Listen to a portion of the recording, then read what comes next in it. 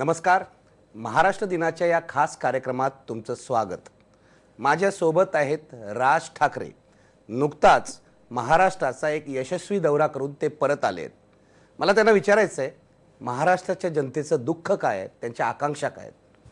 तुम्ही नुकतेच परत आलात, पहिल्यांदा महाराष्ट्र दिनाच्या शुभेच्छा देतो. आपल्याला शुभेच्छा. अशा परिस्थितीत आपण महाराष्ट्र दिन साजरा करतो आहोत. एका बाजूला भीषण दुष्काळाचं सावट महाराष्ट्रावर आहे आणि दुसऱ्या बाजूला महाराष्ट्राच्या प्रतिमेला कलंक लागलाय भ्रष्टाचाराच्या विविध प्रकरणांकडे. यावेळचा महाराष्ट्र दिन तुम्ही कसा बघता आहात? नाही, आता महाराष्ट्र दिन आपण जो साजरा करतो त्याचं कारण वेगळं आहे. तो मुंबईसह संयुक्त महाराष्ट्र झाल्यानंतर आपण त्या अर्थाने त्या अंगाने आपण तो महाराष्ट्र दिन साजरा करतोय. पण राज्याची आत्ताची परिस्थिती अत्यंत केविलवाणी आहे. मी नेहमी सांगत आलो की रस्ते, पाणी, वीज आणि ह्या सगळ्या गोष्टी देणं हे काही रॉकेट सायन्स नव्हे. बाकीच्या इतर राज्यांमध्ये ज्या गोष्टी घडू शकतात, होऊ शकतात, मग आपल्याकडे का नाही? खरं तर या सर्व गोष्टींची मुहूर्तमेढ ही पहिल्यांदा महाराष्ट्रात रोवली गेली डेव्हलपमेंटची, आणि आज तोच महाराष्ट्र मागे मागे जाताना दिसतोय. आणि त्याचं कोणाला काही वाटत असं झालंय की तुम्ही काम करा, नका करू, खड्ड्यात घाला राज्य, निवडणुका येतील, मतदान होईल.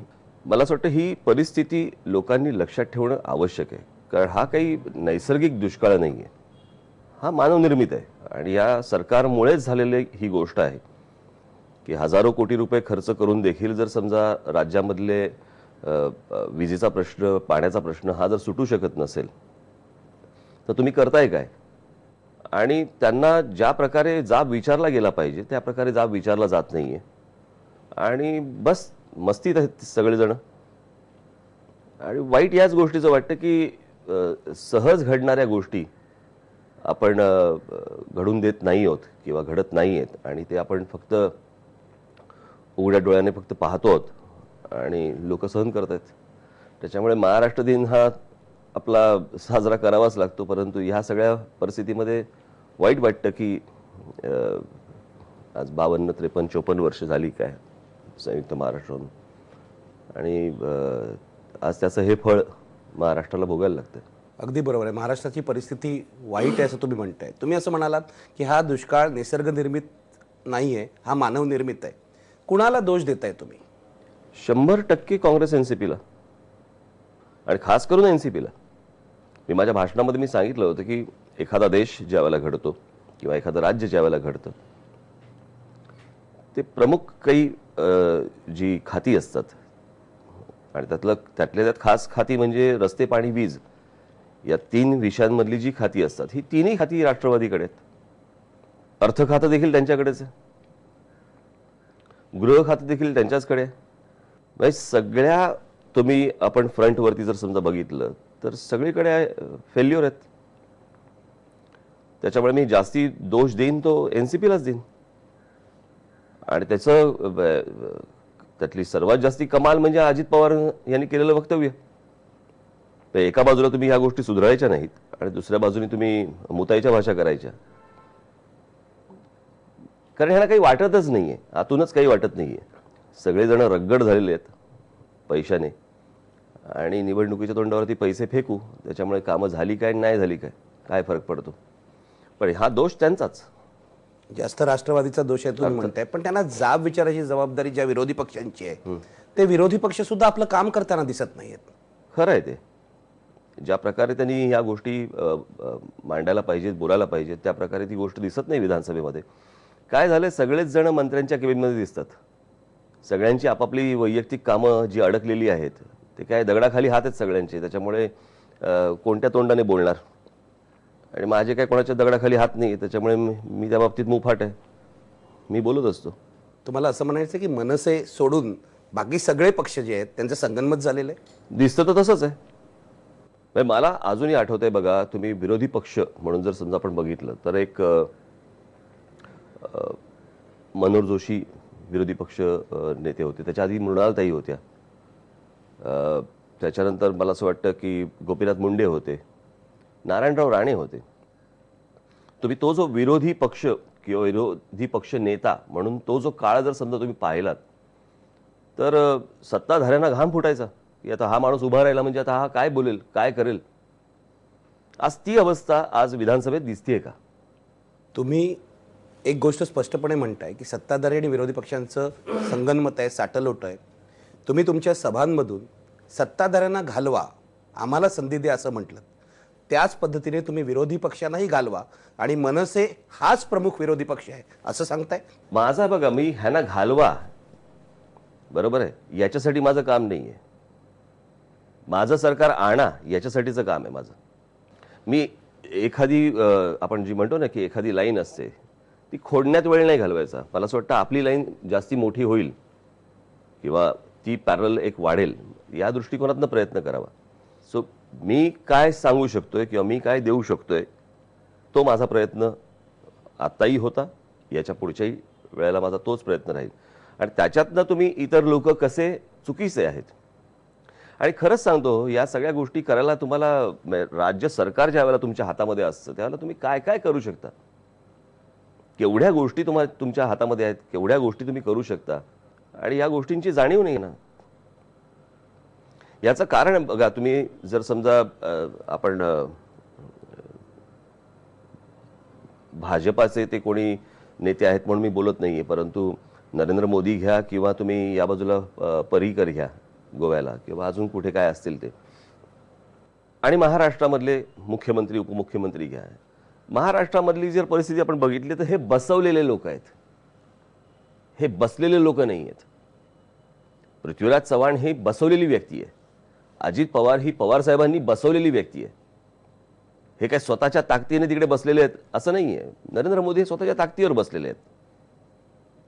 पर्रिकर हे स्वतःच्या ताकदीवरती बसलेत.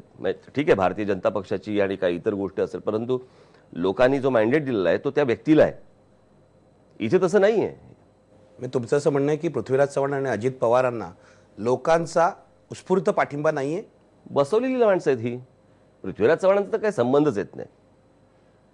म्हणजे तो काय म्हणतो पटेल, एक शाळेमध्ये ऑफ पिरियड असायचा नाही का, त्यावेळेला मध्ये एक मास्तर येऊन जायचे, तसे ते आता मध्ये येऊन बसलेत, येऊन गेलेत. आणि त्यांची काम करायची पद्धत ते वरवर दिसायला ती बरी दिसते, नॉन कॉन्ट्रोवर्शियल, आणि पण मुळात मुद्द्यात येतंय काय बाहेर. तुमचं असं म्हणणं रिझल्ट काही नाही. मग दुष्काळ कसा पडला. तुम्ही शेवटी मुख्यमंत्री म्हणजे राज्याचा हेड,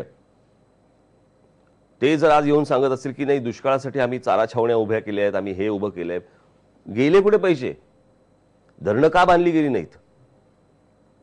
आणि या सगळ्या गोष्टींचं मध्यंतरी ते काय ते त्यांचं असतं ना, ते काय श्वेतपत्रिका काढली आणि मग ते त्याच्यामध्ये सगळ्या गोष्टी घोळ झाला आणि मग पवार साहेबांची आणि मग ह्यांची पृथ्वीराज चव्हाणांची मीटिंग झाली आणि त्याच्यानंतर मग क्लीन चिट दिली. क्लीन चिट तुम्ही नाही द्यायची हो, ही लोकांनी द्यायची असते.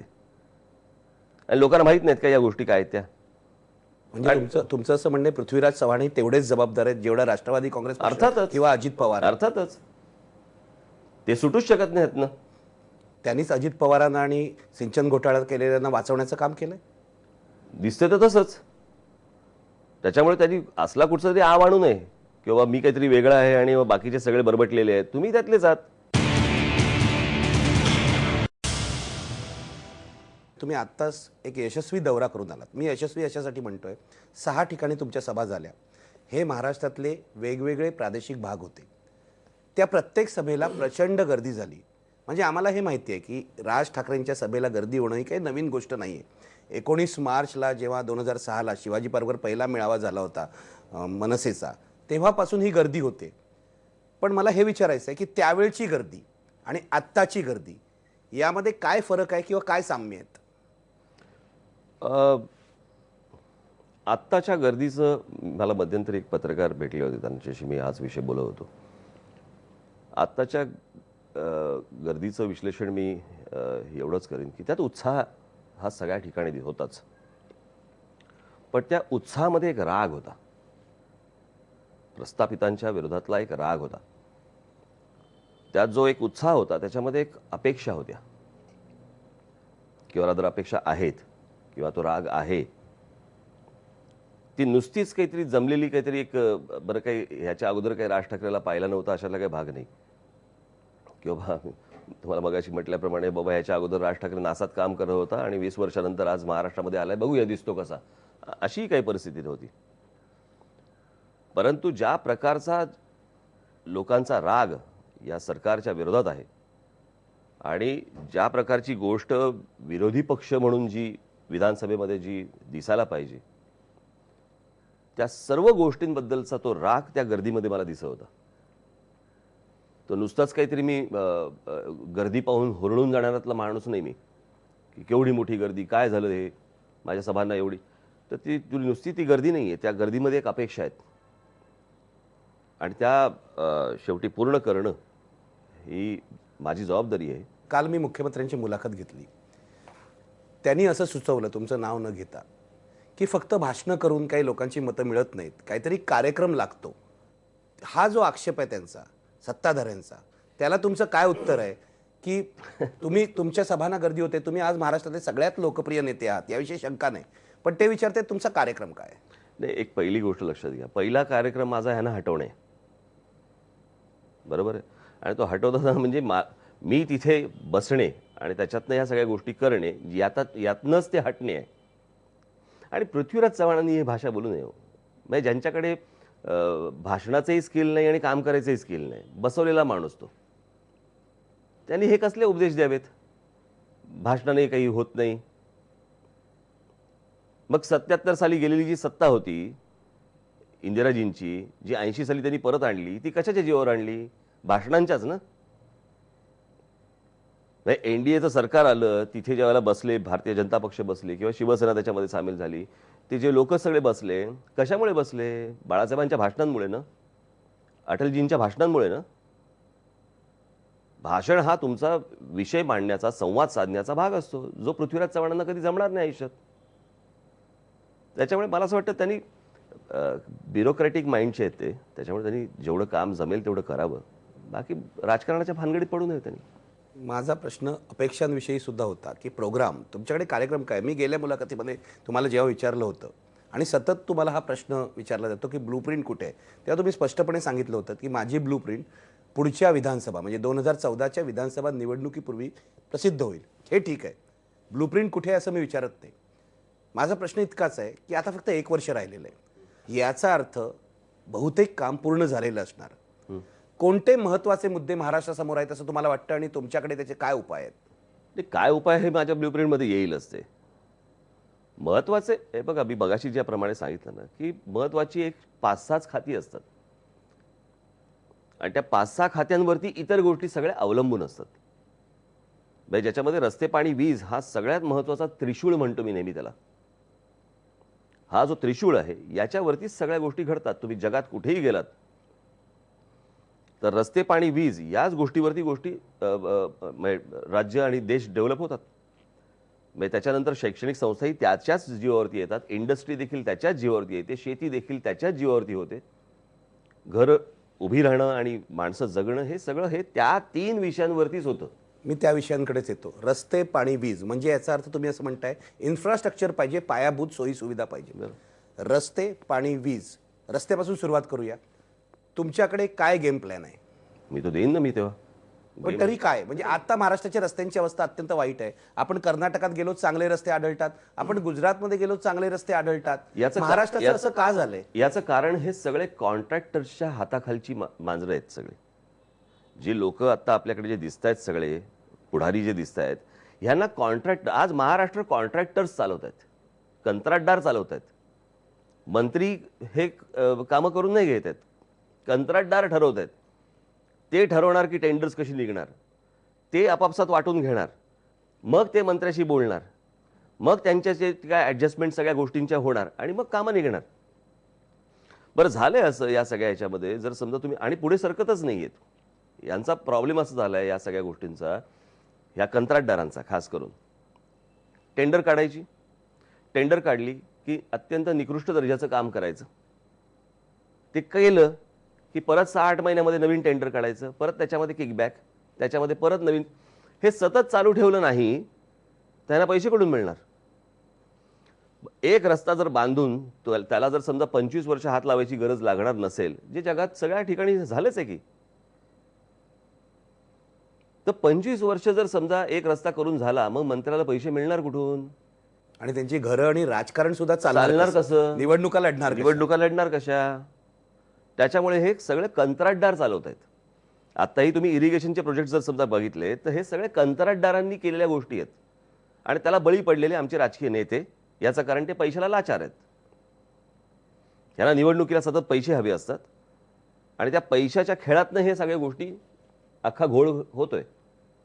मग तुम्ही पॉवर प्लांट्स घ्या, तुम्ही आता मध्यंतरी तो इंडिया बुल्सचा पॉवर प्लांट बरोबर आहे अमरावतीला आला. अमरावतीचं ज्यावेळेला माझ्या लोकांनी त्यावेळेला झाली त्याला 2-3 वर्ष झाली जेव्हा तिथे आंदोलन केलं तर त्याच्या इंडिया बुलचे लोक माझ्याकडे आले, त्याचे मालक, की असं असं आहे की आपले लोक तिकडे आंदोलन करत आहेत. म्हटलं काय झालं? नाही म्हणे आमचा पॉवर प्रोजेक्ट तिकडे आहे आणि पॉवर प्रोजेक्ट तिकडे आहे तर आणि वरती इतक्या बेमालूमपणे खोटं बोलतात ही लोक. मला त्यांनी सांगितलं की आम्ही